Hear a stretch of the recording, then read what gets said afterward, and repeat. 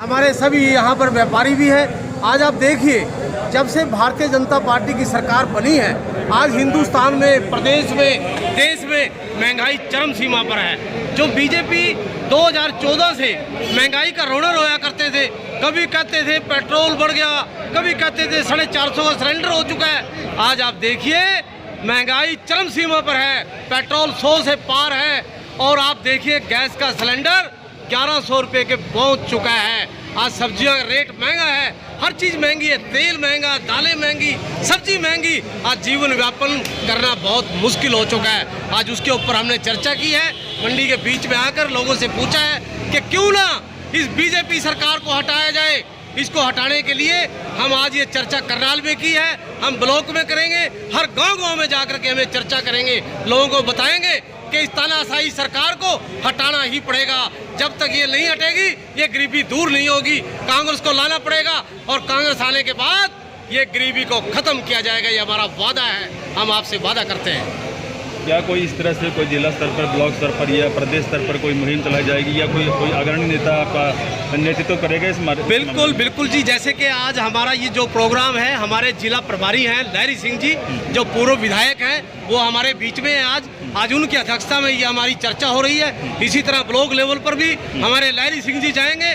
गाँव-गाँव में हम सब मिल करके, जितने भी हमारे कार्यकर्ता हैं, वो सारे गाँव-गाँव में जा करके चर्चा करेंगे। कल को अगर कांग्रेस पार्टी की सरकार आती है, क्या ये 2014 के जो रेट थे उसी पे लेके आएगी या फिर आप ये कहेंगे कि आज का जो आर्थिक स्थिति है, आर्थिक जो हमारा रेट है आर्थिक स्तर पर, हम उसी तरह से चलेंगे? नहीं, देखिए हम पूरा कोशिश करेंगे कि जो 14 में रेट थे हम उसके बराबर लेकर के आए। आज तो आसमान छू रही है महंगाई। जो सिलेंडर 450 का था, आज 1100 का है। हम कोशिश करेंगे कि वो 50% रेट कम हो जाए। ये हमारी पार्टी की मुहिम है।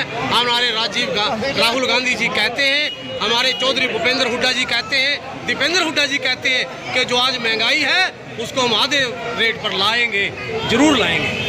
अच्छा, करनाल के अंदर बड़ा भ्रष्टाचार क्या बोलबाला है, इस बारे में आप क्या कुछ कहना चाहते हैं? देखिए, भ्रष्टाचार आप सबके सामने है। ये जो भारतीय जनता पार्टी है, ये भ्रष्टाचारों की सरकार है।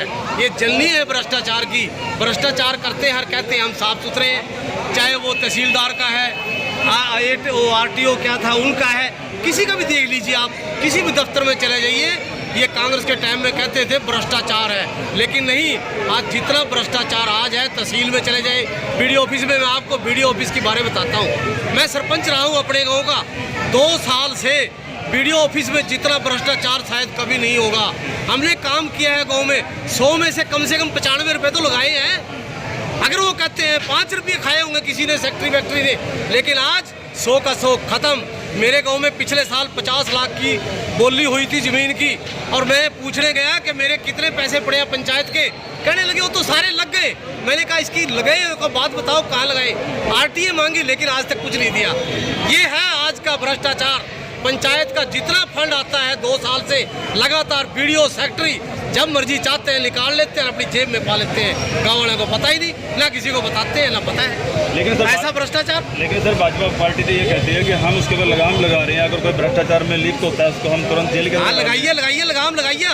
हर किसी भी दफ्तर में चले जाइए आप, BDO दफ्तर में आप चेकिंग कर लिए। मैं अंजन दिल्ली की बात नहीं करता। 73 गाँव है मेरे ब्लॉक में। आप 73 के 73 ब्लॉक की जांच कर लीजिए। जितना पैसा फंड हमारी ज़मीनों से आया था वो कहाँ गया? कौन कह दिया सफाई करवा दी, कहीं रंगीन बोर्ड लगा दिए, कहीं कुछ कर दिया। क्या सफाई में करोड़ों लाखों रुपए चला जाता है? नहीं, हमने काम किया है लाखों रुपए में। हमने गांव की गलियां बनाई है, हमने गांव की बिल्डिंगें बनाई हैं, हमने गांव में लैटरिनें बनवाई हैं। जाकर देखिए कहाँ है वो पैसा। करोड़ों रुपया डकार गए हैं आज आप, और कहते हैं हम बड़े ईमानदार हैं। कहाँ की ईमानदारी?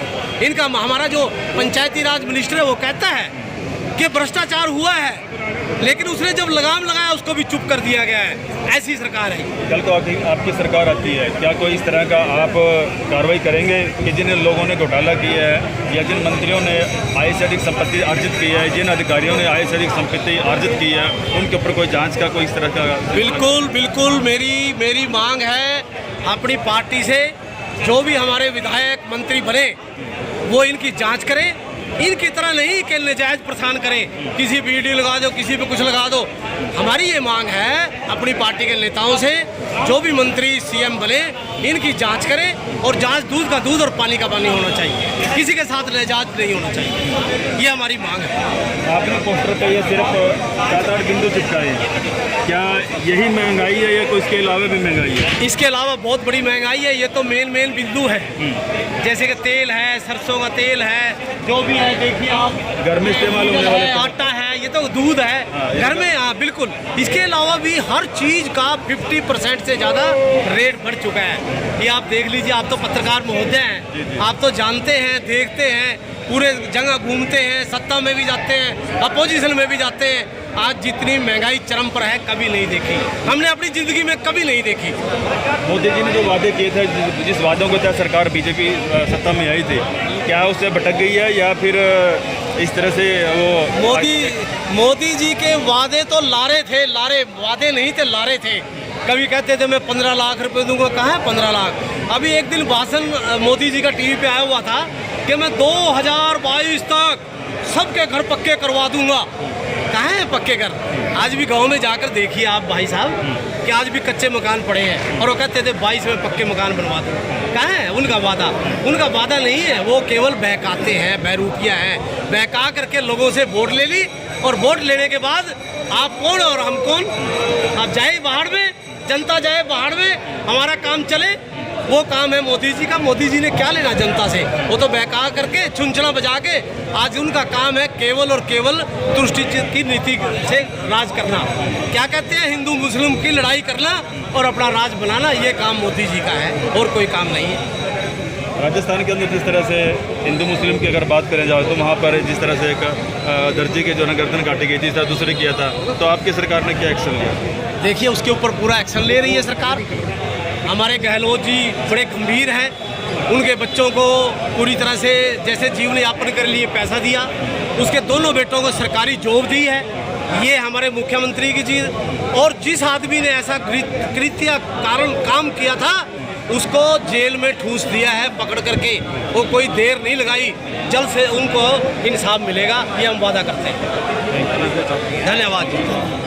आज हम कांग्रेस पार्टी ने, अपना परिचय दीजिए सर। मैं रमेश सैनी, पूर्व जनरल सेक्रेटरी हरियाणा प्रदेश कांग्रेस कमेटी, पेशे से मैं कॉलमनिस्ट हूँ।